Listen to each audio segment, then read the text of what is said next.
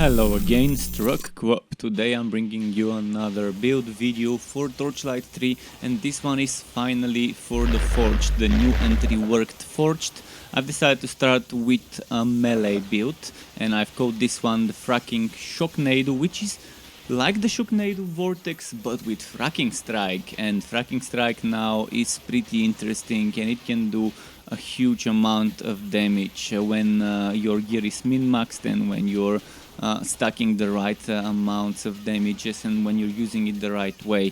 I think the build is fun, and if you like Forged and if you like melee builds, if you like spin to win, you can have a lot of fun with such a build, and you can take it all the way to the top of the Fazeer if you play it well, especially once they fix the problems with the power creep. Right now the power creep is supposed to stay within the Fazeer, and when you return to the Fazeer to get that power creep bonus on your items.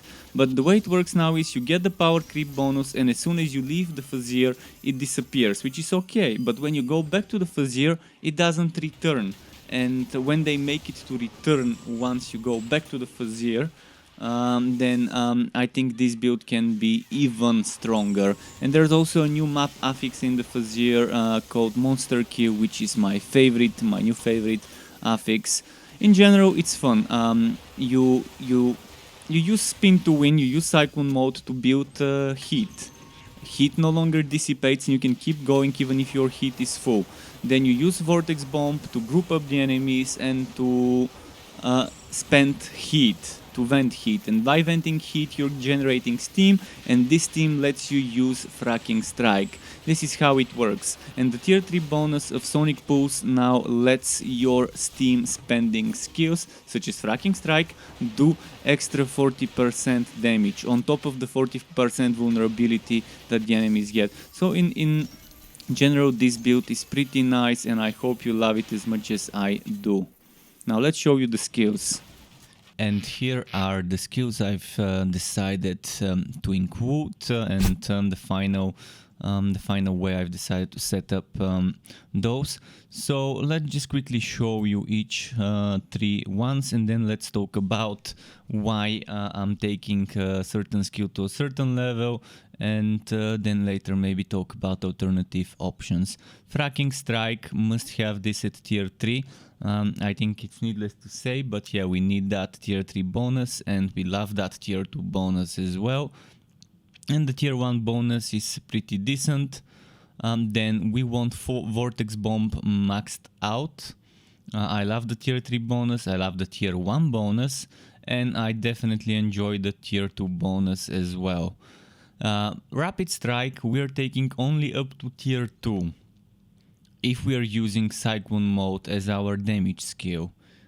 You can take Cyclone Mode to tier 2 and take Rapid Strike to tier 3.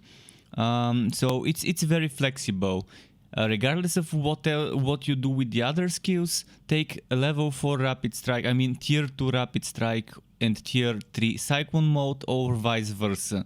Tier 2 Cyclone Mode and tier 3 Rapid Strike. I personally prefer tier 3 Cyclone, tier 2 Rapid, and Cyclone Mode, I just love Cyclone Mode more. It's 360 AoE instead of cone frontal AoE, and I prefer the 360, and I think it goes very well with the 360-ish Fracking Strike and with the 360 Vortex Bomb.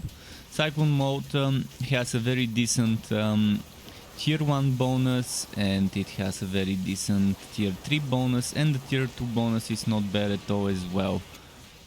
Now I've included one point into Ramming Robot for the tier 1 bonus. You might want to reconsider this and put it to tier 2 for the damage to relic skills. I've also put 1 point into Power Projection for the tier 1 bonus, and you also might want to reconsider and make it tier 2 or tier 3. That's entirely optional for you. Another thing that's entirely optional is this 25% damage to vent skills. You know, now we only have Vortex Bomb and Cold Launch being vent skills, so this only benefits Vortex Bomb.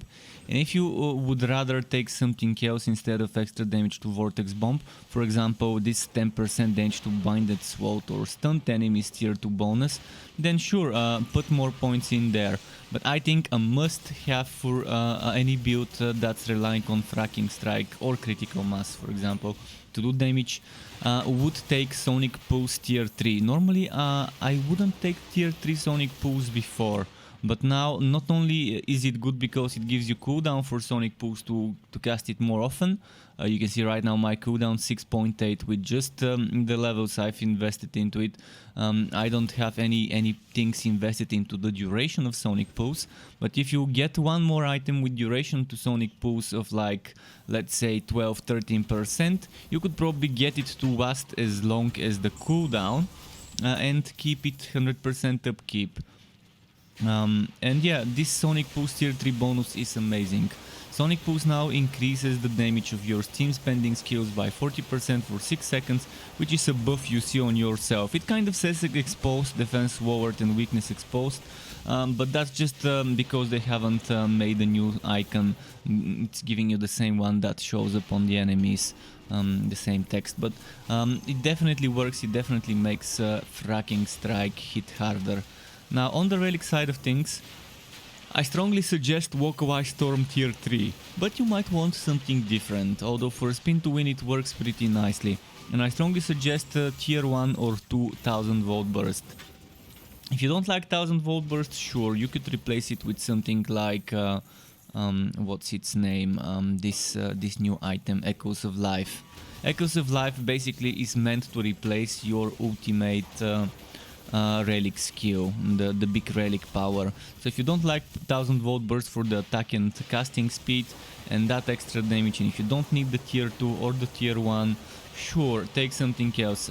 My suggestion is take at least the tier 1. Tier 1 is definitely good, and you can save yourself some points, 3 points if you don't take the tier 1, maybe put them into Tingling Sensation or Shocking Display. So then we've got Energizer, which it's optional. I like maxing it out, you might not. And Tingling Sensation, put at least 1 point. Very important to put at least 1 point, because this increases the duration of shocking an enemy by 3 seconds.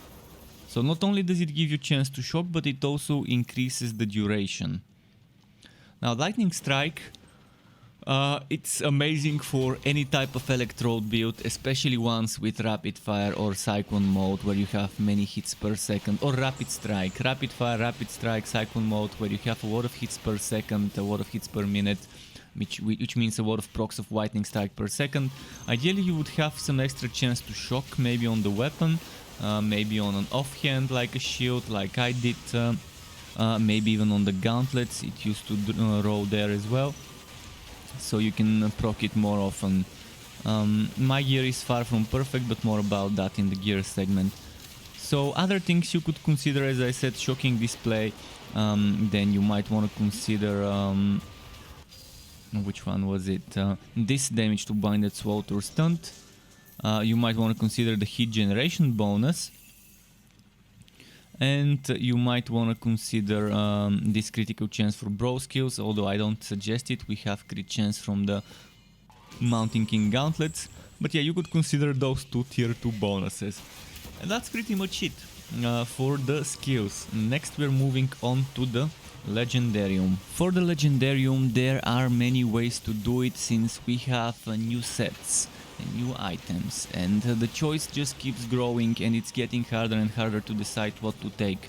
So there's many ways to do it, and the way I've done it might not be the most optimal, might not be the best one, but I've just used whatever I had at my disposal in this test realm environment. So I'm gonna give you one example. It's obviously something you can modify up to your preference. So as you can see, I'm using Mountain King Helmet, Mountain King Gauntlets and Mountain King Hatch, which is pretty shitty because it does nothing, this Hatch, for me. And I'm using the Winter Weave, Cuirass, Wheel and Pow Drones. But the Pow Drones are broken and it only works in the city, in the fort, but and it doesn't work in the maps. So maybe I would prefer to wear the Winter Weave Hatch and the Mountain King POW drones. That would be a better choice, but I didn't have those at hand, so that's what I took. So let's say the ideal setup would be Mountain King helmet, Mountain King gauntlets, Mountain King POW drones, then Winter Weave wheel, Winter Weave cuirass, and Winter Weave hatch. Winter Weave hatch is this thing here. You can see the effect. It's kind of broken and it doesn't really work yet. But when it gets fixed and it works, it would be nice. So another piece of Winter Weave you want to consider is the gauntlet, and the gauntlet, because I like it, it's in my legendarium, and the Mountain King cuirass is another must-have, which is in my legendarium. And then I've got arc powered shoulders because I really like this skill. Sometimes it actually increases my movement speed with Cyclone Mode, not sure why and how, and I just love it. I love arc powered shoulders. It's completely optional. For this what you've got options. You can put Ancient Ember Hatch, which is amazing. You can put another Ancient Ember piece of your choosing. You can put Raging Beater if you like it. You can even put Unstable War Arm if you're not wearing it. Obviously you would ideally be wearing one. And you can put other Winter Weave pieces that you might like, or anything else you like there, even Echoes of Life if you want it. There are options. I would actually ideally wear a Frost Wall, but if you don't have it, you might want to put it. Once it gets fixed, the Frost Wall would help things like the arc powered shoulders, and I would really love Frost Wall wearing it, so I can have arc powered shoulders here, and that would reduce the cooldown of the arc powered shoulders. But let me show you something. See, the cooldown is 60 seconds. If I put this, it becomes 45 seconds. That's why I mean it's definitely nice. And if you're wearing the second piece of the set, that makes it from 60 to 30 seconds. If you have something like the mace, the North Mace, or the sword from the set. So yeah, that's my ideal current legendarium. Mountain King cuirass, arc powered shoulders, Winter Weave gauntlets while wearing... I would replace this with the Mountain King, and I would replace this with the Winter Weave. Let's talk about pet skills. Enough of the legendarium. Since we have 7 new pet skills, I haven't tested all of them. I've tested 4. This doesn't seem to work really well. In fact, I don't think it works at all. Maybe just the sound, I can't tell. This I haven't seen spawning and triggering. This seems to work, and this I can't confirm whether it works or not. I haven't paid much attention, but I tested some things. So for this build, since we have a lot of crit chance from Mountain King gauntlets, which is up to 20% you can get when venting 75 or more heat, my suggestion is to not go Deadlier Strikes if you have that item with the set bonus, and then maybe go Defender for survivability. I really love Healing Friendship. If you don't have it, pick something else. I think Healing Friendship is amazing. And what I do like is zoomies as well. But I also like Defensive Posture or Battle Cry. So you could probably remove Defensive Posture if you have good defenses. I don't. Only my electric defense is good. Ideally you want over 60% in all elements and 40-45% in the physical one. Ideally. Yeah. That's kind of what it is. And if you need defenses, you can always get Defensive Posture and Defender. But ideally I would replace Defensive Posture with zoomies, and zoomies would synergize very well with things like the Dryad Neckband and with the Token of Invigoration, which I can't show you now because they removed the legendarium pet stuff. But the Token of Invigoration basically has a chance to reset the cooldowns, such as the healing and other things. Something I want to test is the landmines, so hopefully I can test it soon. But yeah, And that's it for my suggestion. So I would prefer Defender, Healing Friendship, Zoomies, and Battle Cry, or something else. Like Immobilize is not bad, Defensive Posture is not bad, or maybe even Landmine. So let's move on to the gear segment. And here we are at the gear segment, where I'm going to talk about some of the items I take and what roles to go for. Keep in mind there are very vast number of builds you can do in regards to gear now. Now that they've added 2 new sets with the 2 recent patches and a bunch of new legendary items, this is just one way of doing it. I'm just using what I had at my disposal on this public test and server environment. So obviously if I had other items I probably would have played around with those. So my choice of sets is 3 pieces of the Winter Weave new set and 3 pieces of the Mounting King set. No, Mounting? The Mounting King set? Okay, yeah, interesting thing. But yeah, the Mounting King set, 3 pieces.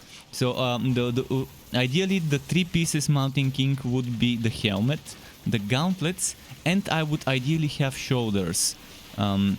But I had good Winter Weave power drones and I decided to use those and to use a Mountain King hatch, which is pretty useless for this build because I don't use chaotic strikes. But yeah, those 3 pieces here: helmet, shoulders, gauntlets, Mountain King. And then you would want Winter Weave Cuirass. It's amazing as a buff, especially when you have the set. Then you would want to Winter Weave Wheel. It really helps with potions, and since you're up there close and personal taking hits, you would need to use potions more often, and 80% cooldown reduction for the potions is just amazing. And then you would want the Winter Weave Hatch, which I'm going to quickly show you what it looks like. Just a moment here. So the Winter Weave Hatch, as you can see, gives us movement speed. There we go, that's the Winter Weave Hatch. Of course, obviously, I've tested it and I can confirm it doesn't work right now. I don't get that movement speed bonus, or at least I don't seem to notice getting that movement speed bonus. But this is something I would suggest wearing there. When it gets fixed, it would be nice. Movement speed really helps this build. So now let's talk about other things that you would want to wear as bases. Affixes later. You would want the Unstable War Arm as a cannon. It's the one cannon that has a synergy with Vortex Bomb, and it's amazing, and I strongly suggest not playing Vortex Bomb builds without that item. Then you would want a shield with good defense at the top. Over 10,000 defense at the top, and around 14-15% chance to block, and then a socket, and in the socket you would want to put chance to shock maybe. That's what I would do. Ideally the best base of a shield would be a good rolled Frost Wall. Frost Wall combined with one more item of the Arctic Armaments set, which could be either the mace or the sword. I think the sword probably would be the better, although I can't show you the sword now, but I can show you what the mace looks like in regards to affix. So this is the mace, the North Mace. It gives you an active skill Hailstorm, which is not amazing to be honest, but it's not bad. It's not bad to have it. So if you get a good road with flat damage and maybe chance to shock and more flat damage and a socket, maybe something else, North Mace or the new sword from that set, combine it with a good roll Frost Wall, and the Frost Wall would give you 25, and with the set another 25 for a 50% chance to reduce the cooldown. And if you combine it with in the Legendarium Arc Powered Shoulders, you can see this is 60-second cooldown. If I put the shield, it goes down to 45. If I had the set, it would be down to 30 seconds cooldown, and that's amazing as a synergy. So we no longer need to rely on blue items to get flat damages. You can see now we can roll flat damage on legendary items. So you can get flat damage at the top, flat damage at the bottom, another flat damage at the bottom if you're lucky, then a socket, and then maybe an affix maybe that gives you chance to shock or something else. So at least we no longer need to rely on blue items, and legendary can be just as good as blue in the weapon and other places. Now let's talk affixes.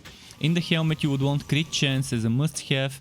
Another good thing is relic generation, and another good thing is +1, +2, +3 to a specific skill you have more than 1 point invested into.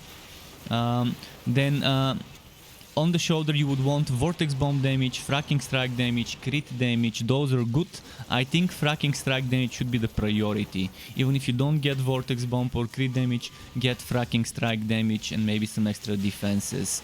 On the chest you want Fracking Strike damage, and maybe if you're lucky you can get Vortex Bomb damage or Cyclone Mode damage or crit damage, or even flat damage and % elemental damage can be rolled there alongside extra defenses. Of course, obviously you want sockets on every piece of equipment. In the armor you want in those sockets some defenses. On the hatch you would want crit damage and maybe elemental damage matching your highest one, or maybe you would want duration to I think it can roll with duration to Walkaway Storm, if I'm not mistaken, so that's another very good one. Then you would want maybe some heat generation. Is not bad. It's gonna help you generate heat quicker to spam quicker the skill. Vortex Bomb, and then on the wheel you would want damage with Fracking Strike, and then maybe flat damage or crit chance, or more elemental damage, things like that, and some defenses. Those would be nice stats. So you can see on my gauntlets I've got duration to power projection. It's not bad. It's not bad to get duration to power projection, but I don't think it's as good as duration to Walkaway Storm, or as duration to Sonic Pulse, things like that. You can at least before you were able to get chance to shock, chance to chill, etc. So chance to shock would be very nice if you can get it, and some defenses and some energy generation or energy cost would be nice as well. Now for the pets, my preferred neck equipment for the pet would be the Dryad neckband, which means on pet hits recover 3% HP for both you and the pet. And then you want things like pet attack speed, and you want things like faster cooldown for pet active skills at the bottom, and then maybe a socket. And why faster pet attack speed? If the pet attacks faster, that means faster recovery, more often recovering HP for you and itself. And if you combine that with the Zoomies skill, that's another extra 50% attack speed, and it can stack, and it can be recovering your HP or what, as long as it's attacking. Then what you probably might want is a token of rapid bartering, which I can't show you anymore. I probably have it somewhere, most likely in another hero, not on this account. Token of rapid bartering to reduce the travel time for potions and for selling items by 90%, which is around 15-16 seconds or so. And then maybe you can get a token of invigoration. I really love token of invigoration, which has a chance on pet hits, and here another synergy with pet attack speed. On pet hit it has a chance to reduce your cooldowns, your pet active cooldowns, not your own. And then again, as I said, if you don't need that cooldown, you can try and get Phoenix token. The Phoenix token helps your pet resurrect. So if you're noticing your pet is dying, then take Phoenix token. So that's it item wise. I'm probably missing certain things, and I probably forgot to say certain things. Oh yeah, the cannon. On the cannon, damage, crit damage, basic attack damage is completely useless to you. What you want on the cannon is stats like this: relic energy generation, relic energy cost, things like this, because you're not using basic attacks and you're not using the cannon. So if the cannon has crit chance or flat damage or crit damage, this will only apply to the cannon hits. And since you're not hitting with the cannon, since Sonic Pulse doesn't do damage, and that's our only cannon attack, things like chance to bleed, chance to shock, etc. also would only apply to to Sonic Pulse, but Sonic Pulse doesn't do damage, so it won't proc them. So get relic related stuff, relic energy generation, relic energy cost reduction, things like those would actually help you. Anything else would require you to hit with a relic damage dealing skill to proc it. And that's it for the items. Next I'm gonna show you some more gameplay footage. Here we are at the final gameplay segment where I talk about how I play the build, my rotations, and why I rotate the skills that way, and show you more of the build in action. So there's something you can do. If you don't like spin to win in Cyclone Mode, you can just put 4 points instead of 8 in that one, and put the remaining 4 points in rapid strike, and that would let you have bunches of punches instead of a spin to win build, without changing anything else. Now let's talk about my rotation. I like using Cyclone Mode or Rapid Strike if you wanna do that first. Then Sonic Pulse right before I use Vortex Bomb, and then after that Fracking Strike. And you would wonder, well, why aren't you using Sonic Pulse before Cyclone Mode? You're losing 40% damage vulnerability on your Cyclone Mode. Well, because the new buff from the tier 3 bonus lasts for 4 seconds, and I want to make sure that by the time I'm ready to use Fracking Strike, Sonic Pulse, the buff from Sonic Pulse is still applied on me. So I'm sacrificing a little bit of extra damage from Sonic Pulse or Rapid Strike, but then I'm getting that Sonic Pulse extra 40% damage to my Vortex Bomb, and the other 40% buff on top of that one for my Fracking Strike. So that's how I play it. Of course you might want to play it differently, but that's my rotation. And also make sure whenever you find yourself with enough energy to use Localized Storm. That's another 25% extra damage, and it also does a decent amount of damage to nearby enemies. So in general it's nice. So Localized Storm, Spin to Win, Sonic Pulse, Vortex Bomb, and then Fracking Strike. Sometimes you can even do 2 Fracking Strikes one after the other. To get notified when I upload more content for this game or other games like this one, which would be wooters of all varieties, isometric, third-person ARPGs, wooter shooters, and all sorts of wooters like that, you could subscribe to my channel and hit that bell button to not miss out on my content updates. And optionally, you can even join as a member of the Struck Club on YouTube as a channel member to get access to exclusive perks such as special emotes custom made by me, special badges custom made by me that represents how many months you have been a member for, as well as opt-in of editing tutorials that I can give for Photoshop, Adobe Premiere, as well as shoutouts and things like that. And I would like to use this part of the video to thank all my YouTube members and Twitch subscribers. Thank you for supporting the channel and keeping me going. Thank you also for watching this video, everyone. Keep it cool, Struck Club. Until next time, and goodbye.